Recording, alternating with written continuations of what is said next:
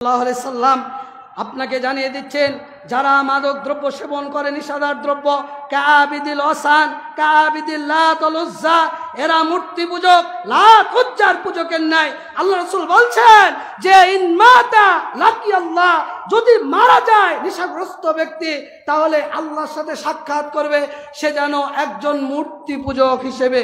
শুধু তাই নয়, রাসূল বলছেন এই মাদকাসক্ত ব্যক্তি মুশরিক।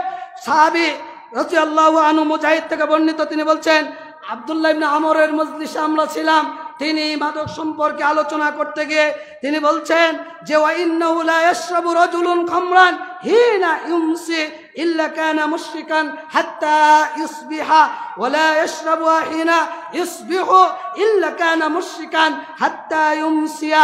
তিনি বলছেন কেউ যদি সকালে মাদক গ্রহণ করে, সারা দিনের মধ্যে যদি থাকে তাহলে মুশরিক অবস্থায় থাকলো।